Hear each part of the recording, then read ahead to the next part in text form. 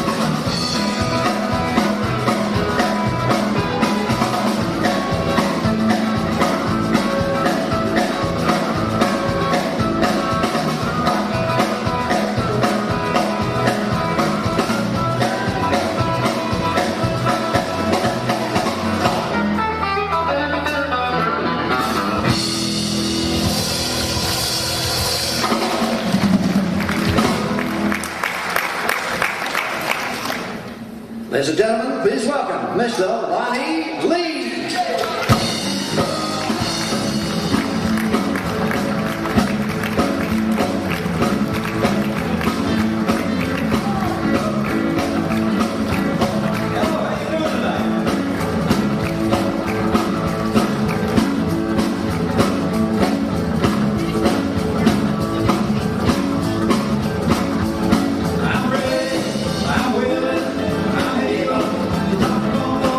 I'm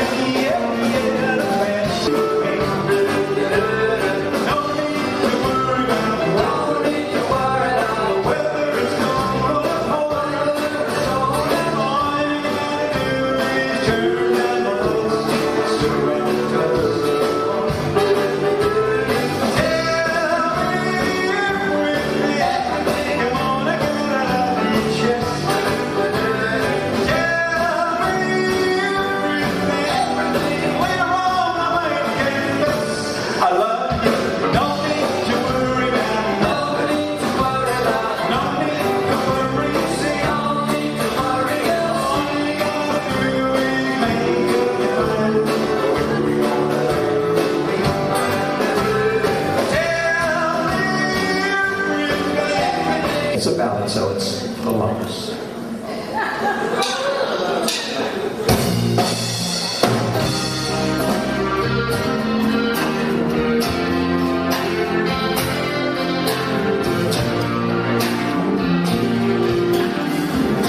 You ask me, did my love hurt me? Can't you tell by the tears in my eyes? Can't you hear it in the way that my voice shakes? Can't you see it in my eyes? Can't you see it in my eyes? You ask me, do I still remember how she held me in her arms when the night was so bright, stars were shining. Can't you see it in my eyes?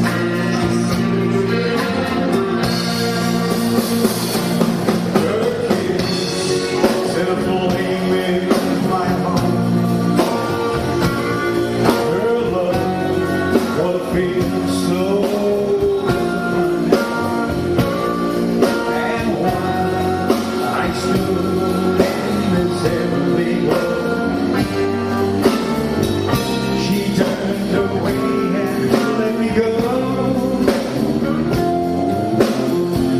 And still you ask me, do I love her? After all that's said and done, she's still the one. Can you hear it in the way that my voice shakes?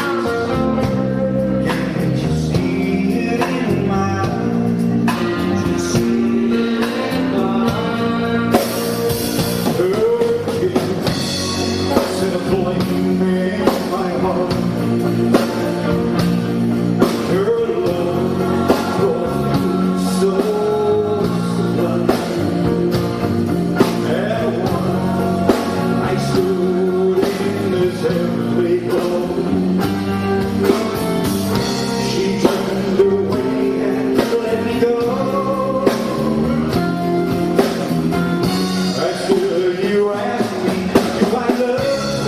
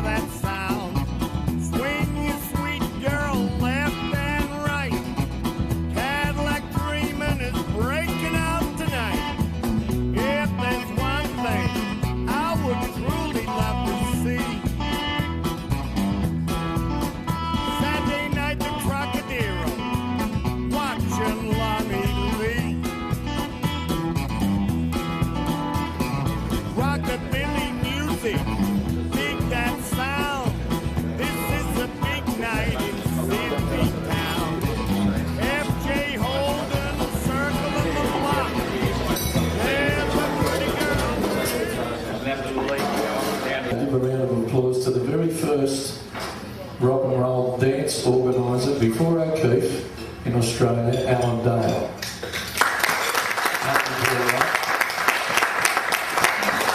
Now you've got to sing because he just had his birthday yesterday, the day before. He's 103. Happy birthday to you. Happy birthday to you. Happy birthday, dear Alan. Happy birthday to you. Yeah, there you go, mate. And he gets all embarrassed because he pushes everyone else's barrow but his own. When the rock and roll industry went through a real bad time after the few short years of its heyday.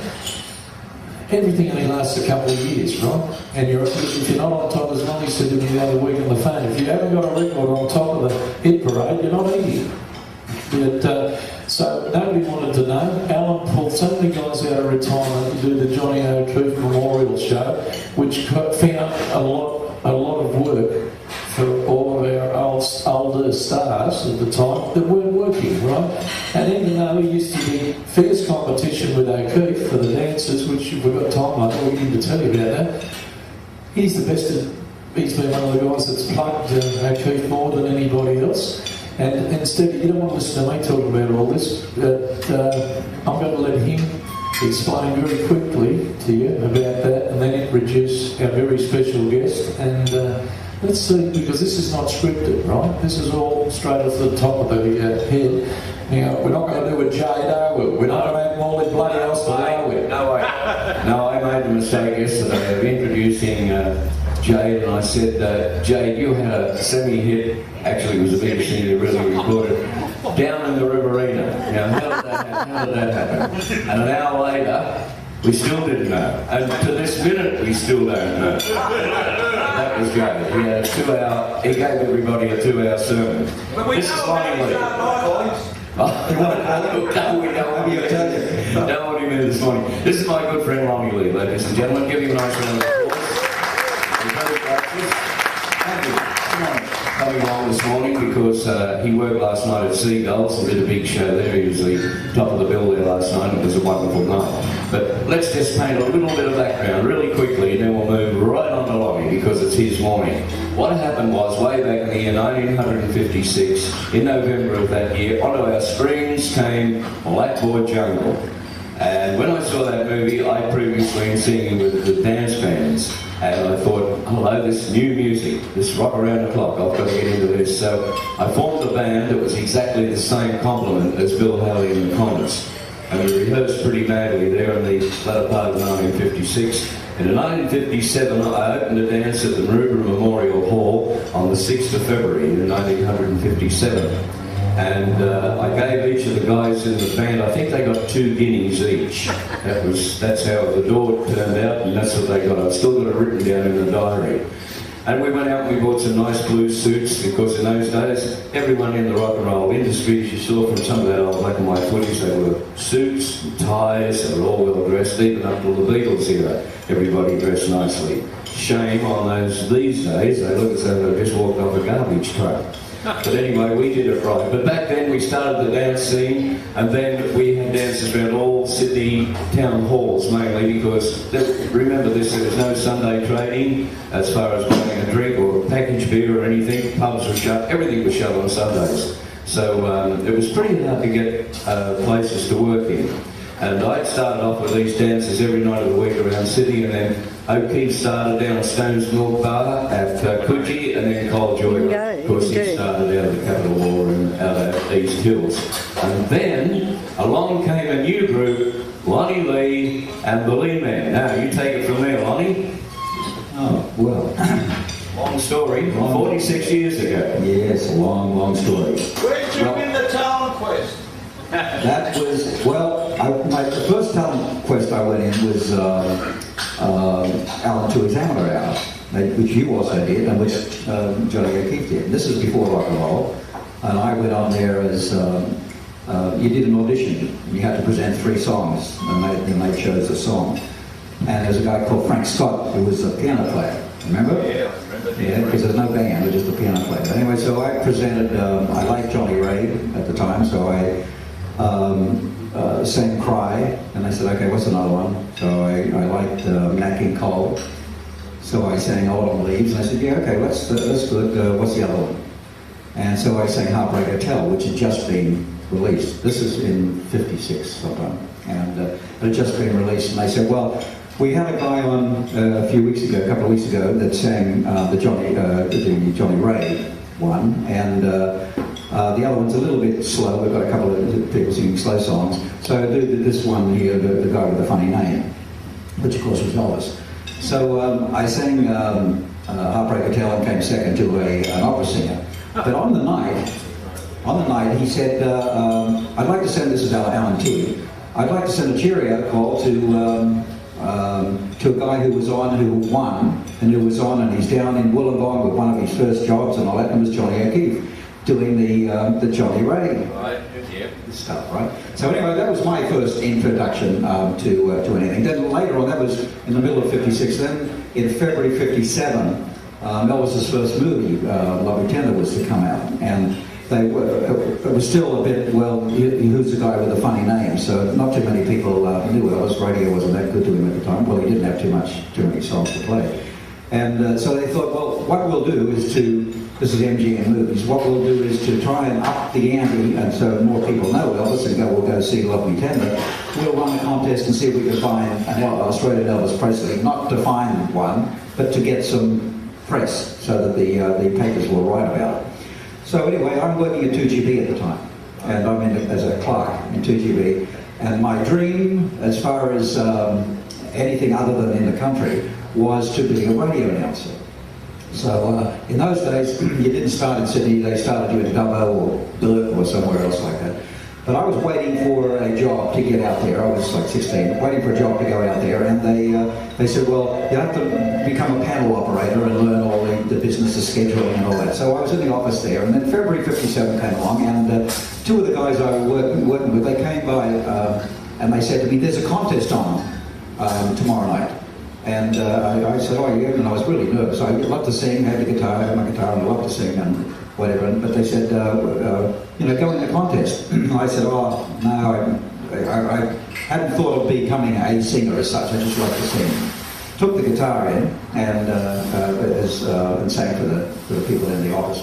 Anyway, they dragged me down to the Trocadero and entered me in this thing. I was a bit nervous, so they took me around to the pub around the corner and plied me with grog. And by the time we got back, I thought, well, I hope it's too late. It's over.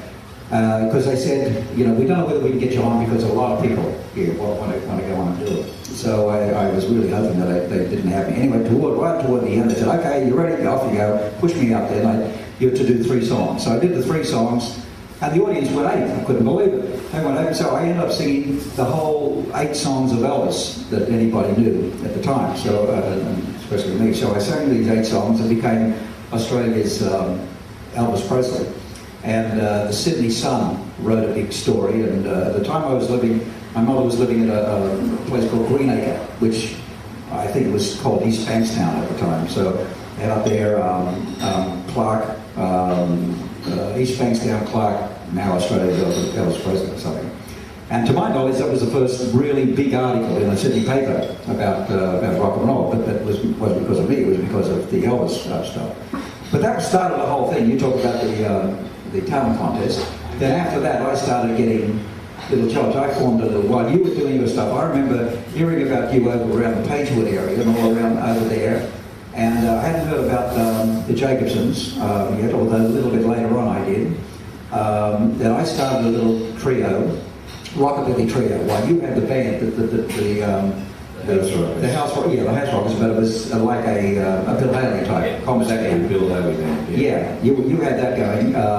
I started just a little trio, so there's myself and a guy called Billy Mostel on guitar, and we didn't have drums in those days. A guy called Kenny Hands. We made a bass out of a tea chest. Remember that? And oh, great sound. It's tremendous for rockabilly. So we had that. We did some shows around the place. They're doing that. I filled in for you one time. You were on vacation at Mawson's at Newtown. And you went away and with your band, the House Rockers. So I filled in there one time. Yeah. This is before I was Lonnie Lee. I was Lonnie Lee. And I also gave you the Tempe Hotel. That's right. Sorry to Yes, say. that's right. Yeah. Yeah, the Tempe Hotel.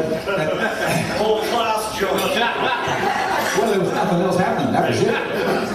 That was it. And I was there. Billy, my guitar player, had to leave, so I was looking for another guitar player, and they were like rocking horse stuff, you know, at the time. It was really difficult to find. So I heard about a guy who was living in some bush area around Maroubra. This is all housing now. And I went there and found him, and he was like 65 years of age. Billy Blinkhorn. Billy Blinkhorn. Yeah, smiling Billy Blinkhorn. That's right. He did live out there. Yeah. So I said, we joined my band. Well, the three of us again. So it was Billy Blinkhorn, who actually has got a history of his own. His big hit was "A Bird in a Gilded Cage," and he was Canadian. And he came out here originally to Australia with Bob Dyer. They were a duo, and they came out originally and did the Tivoli. Anyway, Bob Dyer, of course, became a big hit on radio. And when square dancing started in Sydney, Billy Blinkhorn was the best square dancer. Yes, a lot of money back then. absolutely, yeah. So he was really pretty much retired, you know, but he liked me a lot. I was only a kid, you know, and so we did that, and then I was working in the bank, and they pulled me in one time because all the girls in the team, I used to wear the light blue coat and the pink shirt and the white tie and all this, and non-conformist, of course. So anyway, the bank manager pulled me in one time and he said, well, listen, son, it's you've got a big decision to make here. I said, yes, what is it? He said, you're going to be a singer or a bank manager? And I said, oh, God, you know, this is really tough. And I said, well, I guess I'll have to be a singer. He said, okay, you've got 2 weeks. So during those 2 weeks, this is at the end of '57, during those 2 weeks, I had a car. So I used to go to, backwards and forwards, I had a 36 Dodge, and it was like a tank. And I was going to the bank on one of the last weeks I was there, and I somehow coming down this hill, and the bloody steering forgot that it was connected to the car.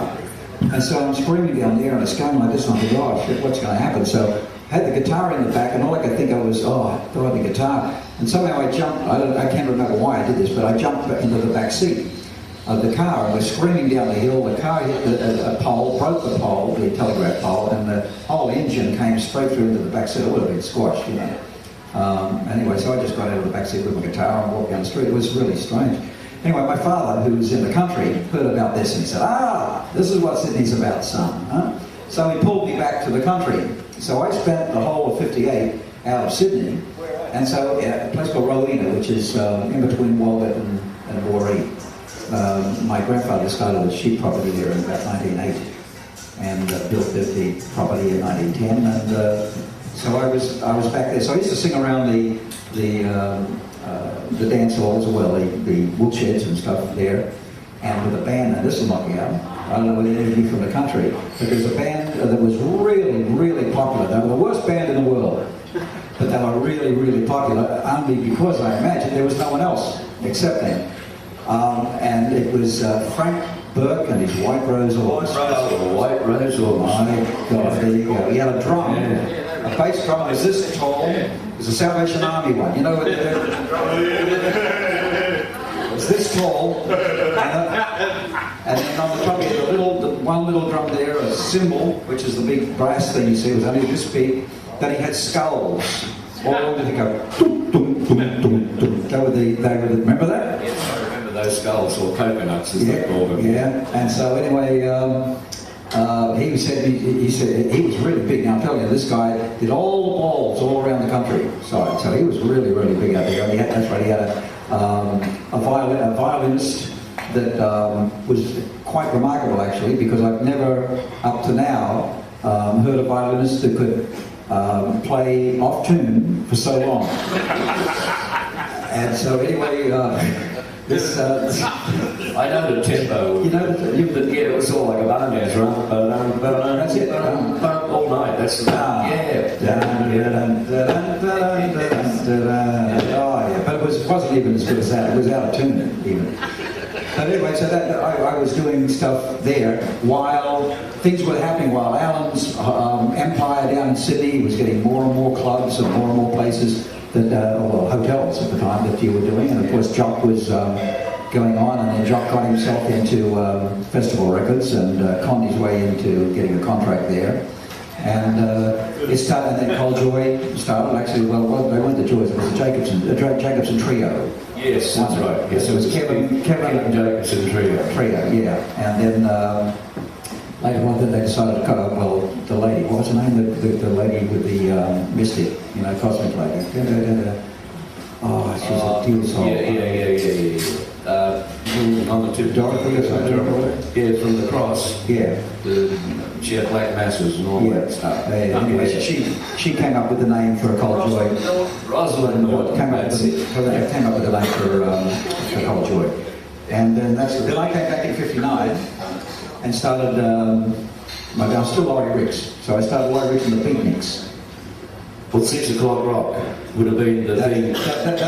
That was at the end of '59, and that was the thing that really kicked me off. And how I got there, I had a fan club. A couple of young ladies from around Peakhurst area started a fan club for me, and so I was playing at a few of the little gigs around the place once again with my little band and little trio. And then she said to me, "Well, we know Johnny O'Keefe, or we know of Johnny or something like this." And so the next thing I know, she said, "We've made an appointment for you to go and see him at his house." So I trot over there. Now I remember O'Keefe because I did not the Elvis Presley thing, but I went in another. Because of the Elvis Presley thing, I won a night at the Trocadero with the Frank Coughlin band, and O'Keefe was a compere there. Built in 1931. Yeah, that's right. Beautiful. Absolutely. And they ripped it down because of greed. Left a hole in the ground. Yeah, bloody disgraceful. And anyway, so I met Jock prior to this, and had just set himself up.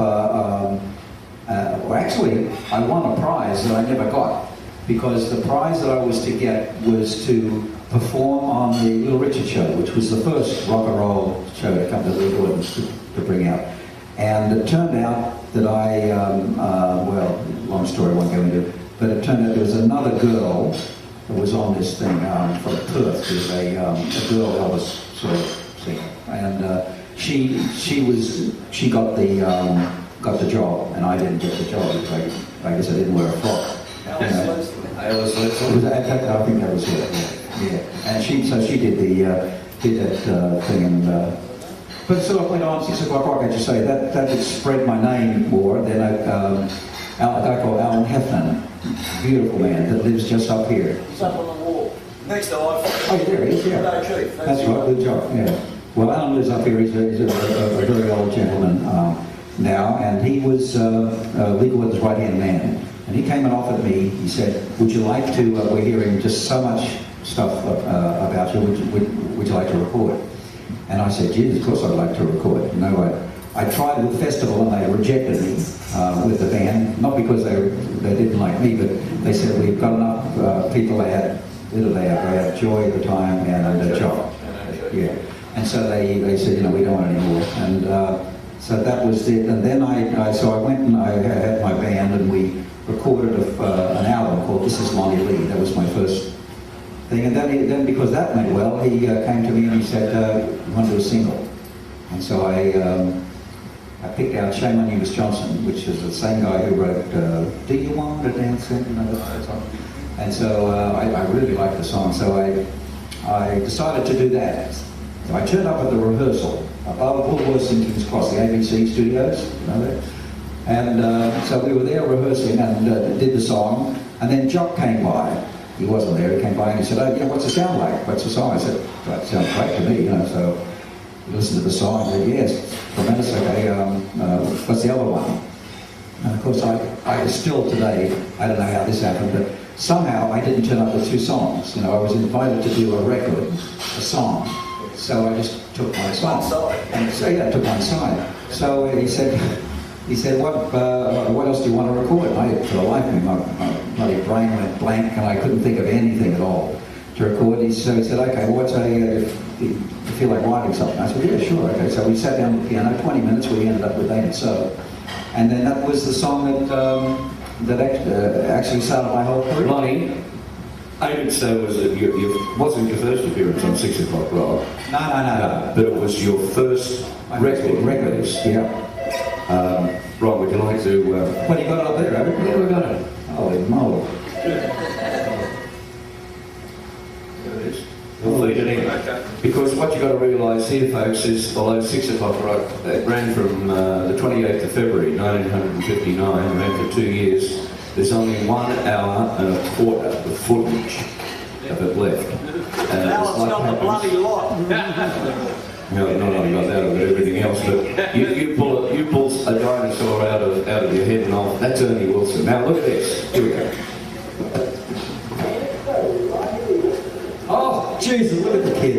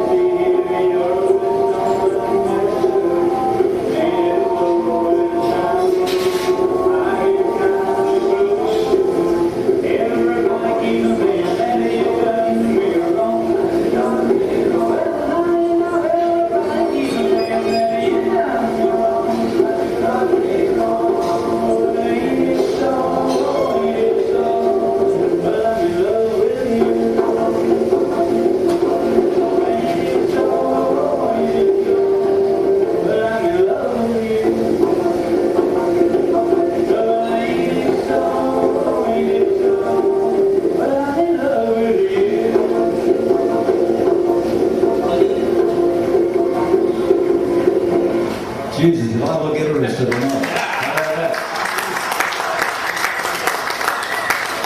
There you go.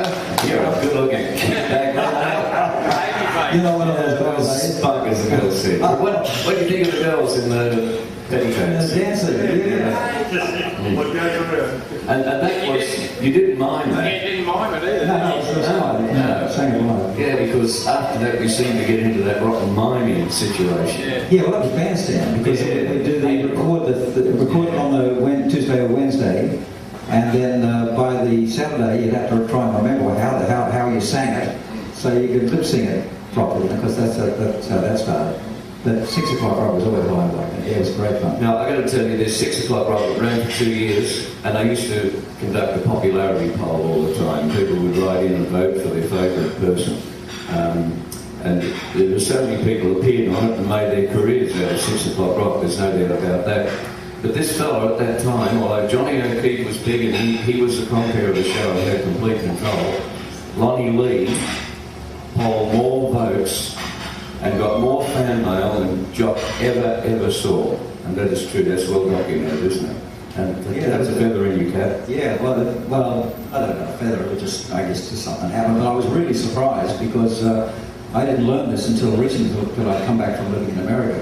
And they showed me, they found a desk or something that would have been at the ABC with all the archives and stuff in it, as you know. And on there was a sheet of paper and it had the results of this poll from November or something, 1960 or 61, whatever. And sure enough, I'm up the top. I was amazed. And Barry Stanton was there too, wasn't he? Yeah, Barry. Up there somewhere, you know. I think myself, then Jock, then I think maybe Barry. Yeah. How many hits did you have in that Lee Jordan section there? The whole area. 59 to 60, right? 61. Right. I had 8 songs that went to number 1. Right. Now, that was national, because in those days it was national. There's some books out these days. There's one book out called I think it's called the Top 40, but it's about 2UE. But there wasn't one station that had the only hit parade that ran all the way through. There were lots of stations, as you know, that had their own concurrent album to it. That's right. 2SM had one at one stage. 2GB had one, which is a really good one at one time. 2SM. And so they're all different things. 2UE was in flavour for sometimes, and yet even though it wasn't in flavour, it still had the top 40 going. But you didn't really. You may have been number 1 on 2GB, which is a major station, and you may have been like number whatever on the other stations. Then of course there was Melbourne. They had their own stuff in Brisbane or whatever. But altogether, I had 8 number 1s, and 5 of them went gold. I found New Love went double gold, according to Nat Hickman, who told me who wrote it. And so I was really, really lucky at that time. You know, they were great songs. They were all great songs. You know, and I spent a lot of time trying to get them right. You know, I always had good musicians around me, which is really, really important. Same as your House Rockers were just absolutely brilliant. They were the best band at the time. It was just great stuff. So I was always went out to try and have musicians that were as good as I could, and that's right up to today as well.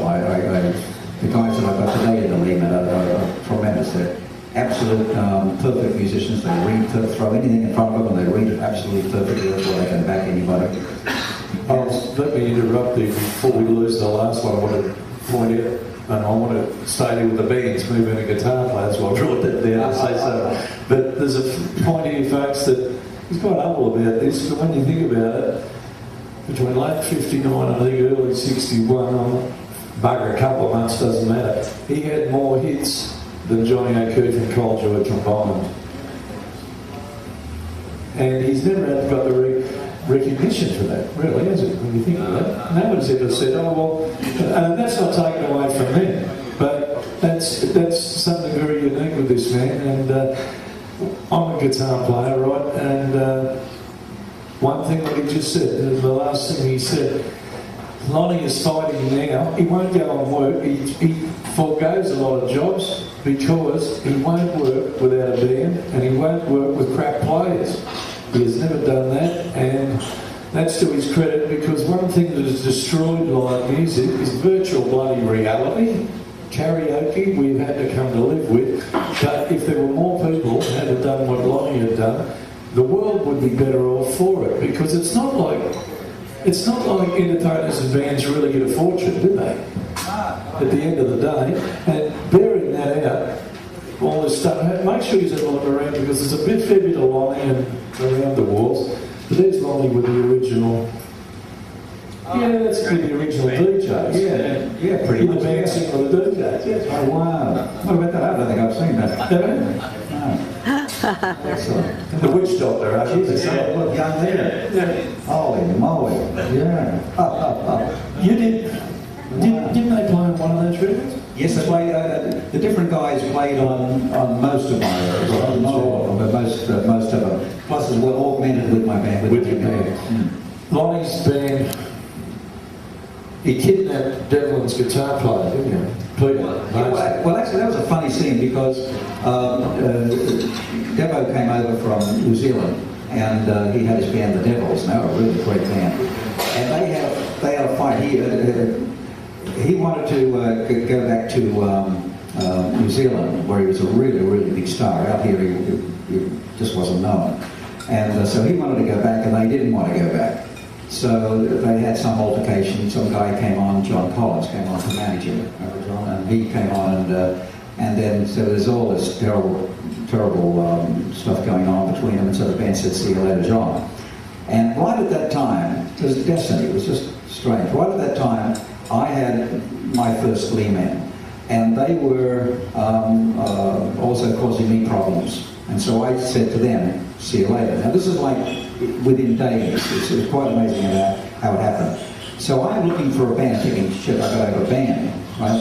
because I just fired these guys. And the guitar player of Devo's band, who I didn't know, ran into me, I was living in King's Cross at the time, ran into me and said, told me what had happened within the last couple of days with Devo. And I said, well, you're the lead man now. So the Devils became the lead man, and remarkably enough, Johnny Devlin did the same with me. Took the original lead man, and they became the Devils. So it was really strange how that happened. And the same thing happened with me. Johnny grabbed John Charlie, and I keyboard And from player, the House Rockers, and became and the suddenly Devils. they were my guitar player. That's right, yeah. And I hated him, but now we're the best of friends. Time heals all those wounds. Lonnie, Sorry, just one very quick one on the end of that before I forget. I don't know if have any of you heard Johnny Guitar by the Lee. Dun, dun, dun, dun. We're still on the world standard for recording. What's it say? It's a record for an instrument. Wonderful, yeah. It was Australia's first national number one.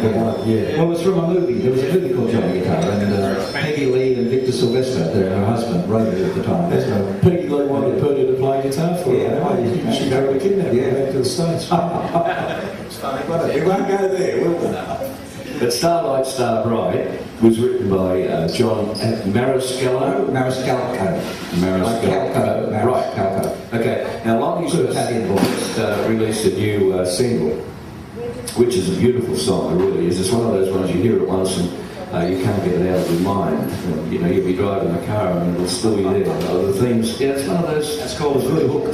We look for those hooks. Yeah. And the surprising thing is, the guy that wrote Starlight Starlight also wrote Little Richard things, Rip It Up. Good Guy, Smiley, Ready Teddy. Yes. And some beautiful ballads. Well, now there's a song, I keep forgetting the name of the thing, but it's good night, my love. Da, da, da, da, da. Huh? Good night, sweet. No, not good night. Is it Good Night, Sweetheart? Anyone know the title of it? Good night, my love. Da, da, da, da, da, da. Do you know it?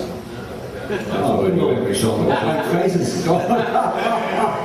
But it's not like in my imagination that was really well beautiful. I can't understand how a man could write as beautiful a song as this new one, which you see in my eyes, and Starlight Star Bright, which was a great hit, and write those other things. Yeah, he was a really, really talented guy. He went on after Starlight Star Bright and then Rip It Up and Really Tell You and all that he did for Elvis, and he wrote a lot also for Fats Domino. Be My Guest was one and a whole bunch of other songs. And then he went off to, he started writing with other people. Nilsson, he wrote a lot of songs for Nilsson. Yeah. And, No. Well, he didn't record as a recording artist. They may have got something to record, but he wasn't a singer. He was a pure songwriter. I was just talking about footage from old black and white television shows, etc. And as I said, there's very little of it around. I've got here, which we'll show. We might show a little bit of that, we'll get back into the narration again. But this is a show called Where the Action Is. And what happened there? Johnny O'Keefe, of course, he had 6 o'clock rock, then the Johnny O'Keefe show, sing, and then nobody wanted him, and he went on to do Where the Action Is. Now, yeah, before we play this, what I asked you was, you were very close to this. You were there, the car accident. That was Which a lot of people know Johnny O'Keefe had this terrible car accident out of Kempsey. But you were there. Yes, we're just on the first rock and roll tour from Sydney, country rock and roll tour along the eastern seaboard of Australia. We went right up to Cairns, and it was like a month tour. And prior to that, no one out of Sydney had seen the people that they're hearing on radio or watching on 6 o'clock rock and bandstand. You know? So it was really a new, exciting thing. So we went and did this tour. It lasted about a month. After we finished there, the tour was really horrendous because we hit the monsoons and nearly fell off cliffs, and oh my God, it was just incredible bloody tour. So we eventually get back to Surfers Paradise. Now Surfers in those days was just this one street, Carroll Avenue, and there was the Beachcomber, which was Bernard Elsie's Beachcomber. That was the only place that there was, and it was like a house, converted sort of house with floors like this. The stage, it wasn't even as well. No, there wasn't a stage. That's why it was just flat. And outside there was a swimming pool with lilies in it. Yeah, it's like a big boarding house. And it was, and they all dressed, the girls dressed in Hawaiian things, you know, they do all the Hawaiian stuff. So it was like a copy from Hawaii. But that's all there was nothing else. So we were, Lee Gordon gave us a 10-day holiday as a thank you for doing this tour in Surfers. So while we were there, we played a couple of nights at this beachcomber place. And then when it was up, I had my car there, and John had his car there. And so we decided to drive back to Sydney, whereas the other guys were going back on the bus. So I was in my car with one of my guitarists and who else? And Lou Cash, that's my Jock's guitarist, the Indonesian guy. So they was in my car, and then John had in his car, he had Johnny Greenan, the sax player, John's wife Jan, and John. Catfish bailed out. He said, I can't That's right, he didn't go. Anyway, so about 2 o'clock in the morning we decided to leave Surfers Paradise, head back to Sydney. And it was a long haul in those days. If any of you took that trip then, it was a lot of the bridges weren't there, so you go over on the pumps and things like that. So anyway, we made arrangements to meet at certain areas down there. So we did one place, I think around Grafton or something, we met there. It was like very dark at night. And then we said, okay, we'll meet at the punt at Kempsey, just before Kempsey on the river at Kempsey. There was a place there where you could get gas and also have breakfast. So we said, okay, we'll meet there and have breakfast. Somehow John sped through faster than me, and we got in about 20 minutes after he was there. And we got into Sawyer's car park there, and so we drove in, and they were just finishing breakfast. And so he said, well, look, we won't wait, we'll go on, then we'll see you down the track.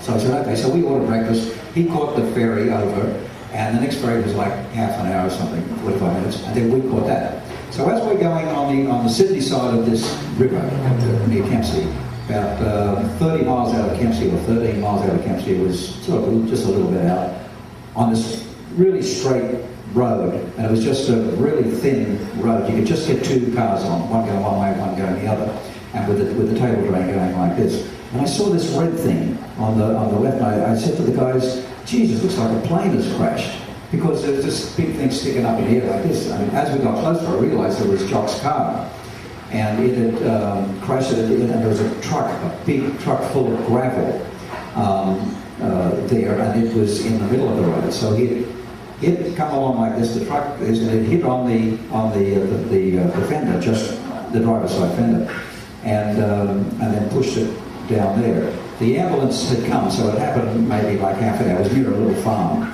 so they just come, and we saw the bodies there, and they put them into the ambulance, and we were trying to work out, is anyone dead? And one said, yeah, two of them are dead, and there's one alive. And we thought, oh Christ, who was who? And then it sped off, so we still didn't know. So I'm wandering around the car and getting personal things out of the car. And Lou Cash said, he's got some marijuana. And I said, well, shit, where is it? Where would it be?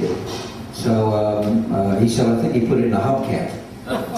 So I took the hubcap off the left front there, and sure enough, there was a tiny little bag of pot, and so I took that before the police came.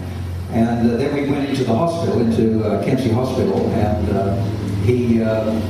we said, who died? And he said, no one died, but they were really, really messed up. And so I said, what about Johnny O'Keefe? And they said, well, yes, he's unconscious, and she was pretty bad as well. And so I called his mum, John's mum, who I knew very, very well, and broke the news to her, and then we left to go back to Sydney after about an hour. But that accident was the thing that tipped Jock over, because not so much the accident itself, but he was very, very greatly disfigured. And in those days, cosmetic surgery wasn't like it is now, where it was just everywhere. It was only one or two people that did it, and it was very, very hard to do. So they got his face back pretty good, but psychologically, it really did a trip. And then on top of that, the drugs that they gave him for his pain, really started him on this long haul. The same, similar sort of thing to Elvis. You know, just got him addicted. The drugs were just so terribly strong. And that was the he never recovered from that, did he? That's the point I was going to make, and that's why he lost his momentum in television, because he couldn't handle it. But how long was it before pressures. he was going between all the surgery, going back, he wouldn't stop doing bloody 6 o'clock roll? No, well, he was doing what he loved to do. It was understandable, because it's the same with me. You know, we got into the industry in those days, like you guys, because we loved to do it. Now, if there was no money in it, we would have still gotten into it, because that's what we wanted to do. We wanted to sing, you know. It was only weeks, wasn't it? He was back. Oh yes, he was backwards and forwards all the time, and he'd get to where the pressure was too great, so they'd shove him back up into hospital. And it went on for years, right through Sing Sing Sing, 6 o'clock rock, pretty much right the way through. And of course, it got worse as it went, because he got involved in more things to counteract the other things that were doing things. I don't want to make this into one of those Jade Hurley mornings. Getting down, Hang on, explain you what we tend to forget. They got no idea what we're talking about. This is yesterday morning, we had Jade here. Jade here, and he started... You know Jade Hurley? Yeah, he got onto the OP thing, and then he started on that, and how he... We're all nearly dying. Yeah, and how he had to clean him up in a motel, and it got worse and worse and worse and worse, and we were all nearly in tears. But the aftermath of that accident, and a lot of people don't know, Johnny Greenham's wife, who was in the back seat, she had a miscarriage. They got back to Sydney, and a couple of years later, she died. And he, Johnny Greenham, the sax player with the DJs, he was left with a couple of children. And one of the little girls was walking down the back steps and fell over and hit her head, and she died. So it was a tragic time, wasn't it, the whole thing that happened there. Look, what we wanted to do while I was talking about it was just to brighten things up for a minute, and we'll get back to talking to Lonnie. I just wanted to show you a clip here of O'Keefe playing.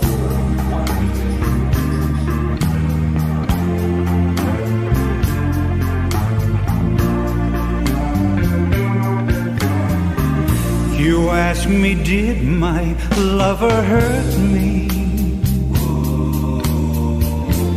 Can't you tell by the tears in my eyes? Can't you hear it in the way that my voice shakes? Can't you see it in my eyes? Can't you see it in my eyes? You ask me, do I still remember how she held one story I heard, me Ron told me that they had health insurance that Hafkin had set up for them. And when just about the same time that all this stuff went down, Ron had taken his wife in the hospital for some major kind of surgery, and found out that Ron had cut off the health insurance. Oh, how could you possibly do that? Oh, gee. Oh, mercy. Oh, dear. Yeah, I got one in it, but it don't sound as good. You need to dump some sounds over this way. I need to go check. You've never read the manual. That's because you've never read the manual. All the equipment I got over there, I've got a whole stack of manuals. I've never read none of them. Indispensable. Oh yeah, gotta have that. Just the first page, switch on, switch off. Oh, well, sometimes it's You all right here, Skip? Yeah, I'm just waiting on both times.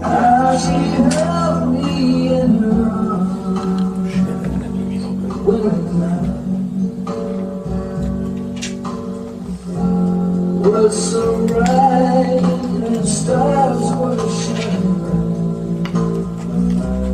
Can't you see it in my eyes?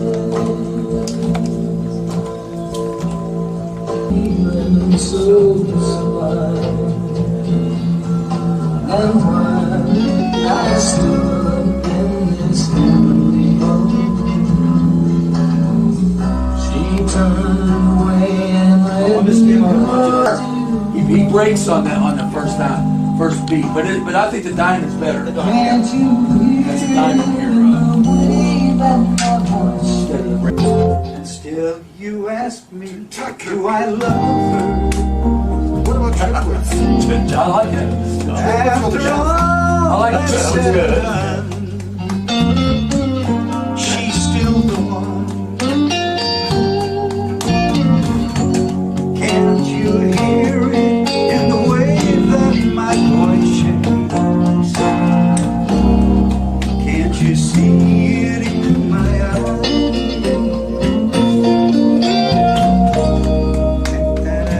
Oh, that's right, because we're going back into that, that repeat then. So if I, I guess no, if I think, forget the solo, might make it too long with the solo, I mean nothing. Well, then We you haven't just, even got to the solo yet. Yeah, we haven't even Yeah. got to the song. Okay. that's No, where you had a we're double still- thing. we were Hey, still this 1, 2, 3.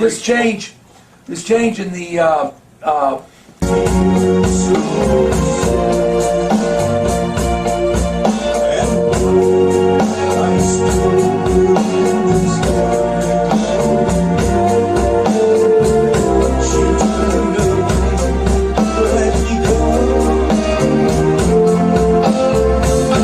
And still you ask me, do I love you?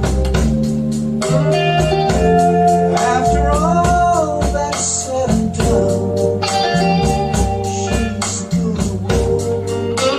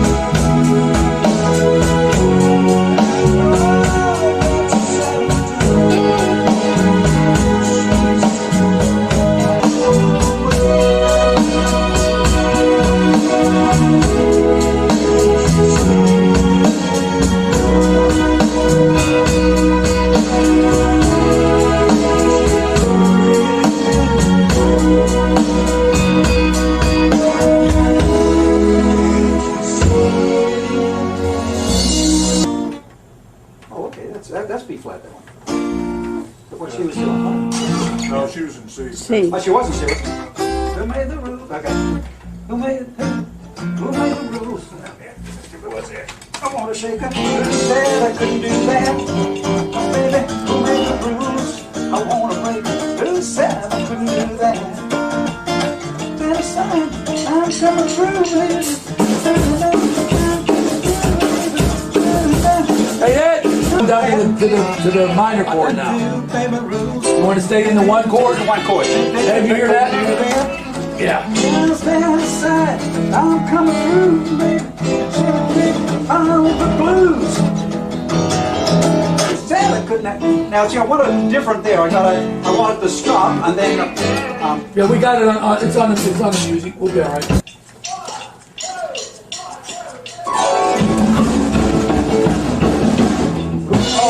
Oh, I'm sorry. Hey, what's on the intro is you gotta look out front of. Oh, is that it? Okay. Yeah, now look. Now when it gets down in off the 5, it comes up to 5.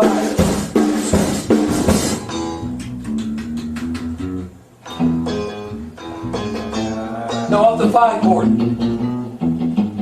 Oh, I'm sorry. Yeah. Yeah, I was in wrong key.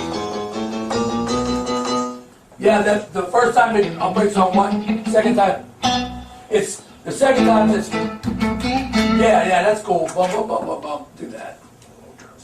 Okay. 1, 2, 3, 4.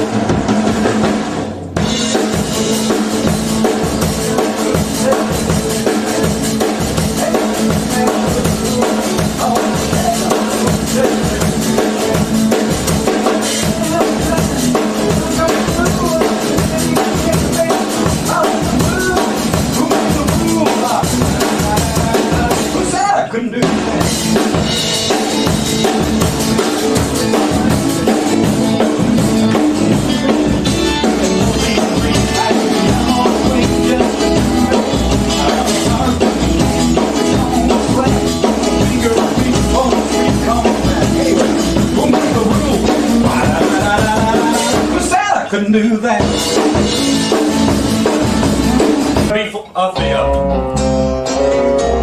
Which one you want? It sounds better to me to do three flat, two. Alright. Yeah, you gonna hold that last bit? Yeah. Da da da da. Right. So it's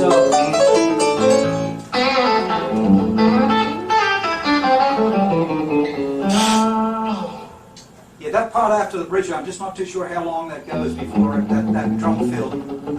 well, hey, we'll play the bridge. Let's play the bridge Hey, out. hey, Yeah. from the bridge with the added bar.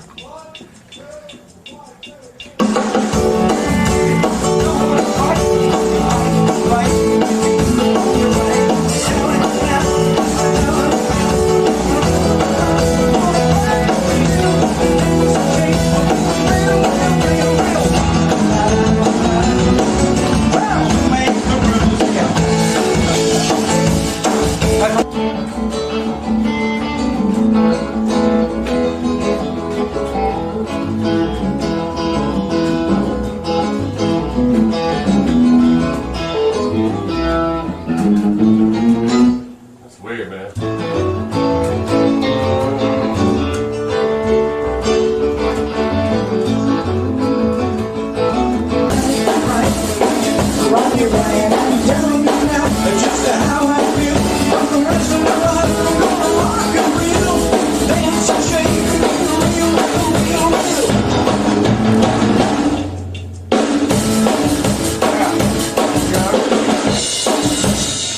Yeah, we can. See, I stopped there singing, period. That's what I mean. Yeah, we can go right into that solo. Just take those two bars before the solo out, Ed. Okay.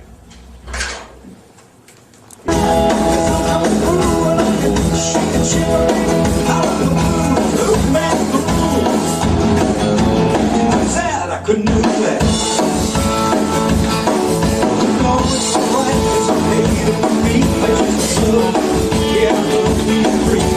I'm on the way, just to turn back. I'm a heart like a man, just on the sweat. The wind on me, boys, bring on back. Anyway, we'll make the rules. Sad, I couldn't do that. Baby, I don't want to fight, 'cause when you're right, you're right. I'm telling you now, that's just how I feel. I'm gonna run some blood, I'm gonna run for you. There's some shade to be real, real, real, real.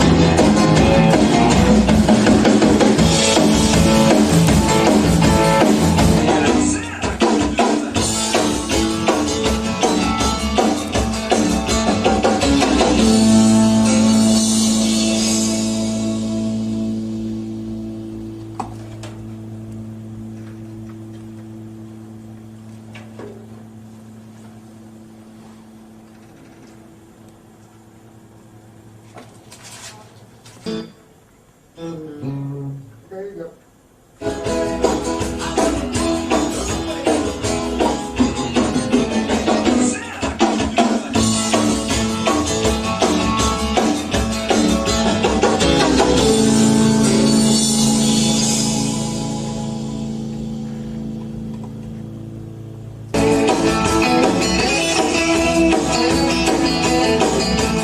I need a little more of this. I'm gonna have to probably play it a time or two. There's a couple of things. Well,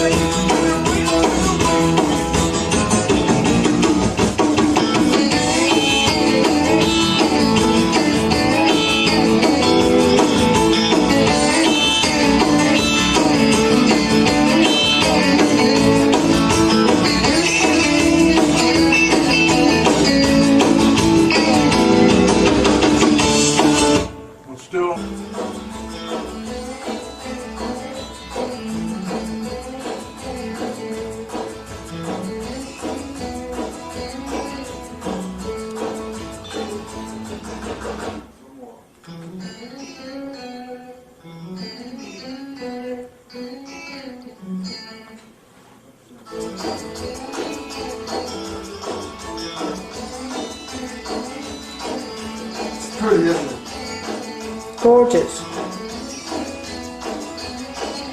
And the one thing you want to watch out for is crisscross-itis. Everybody gets like this. Yeah. And so you got to be able to bring this back. Way up here. Right.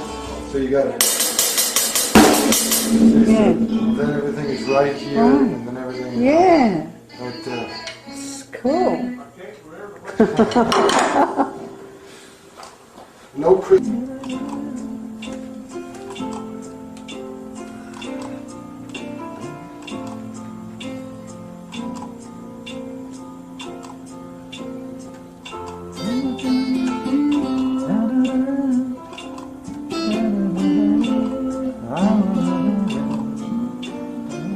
Half notes.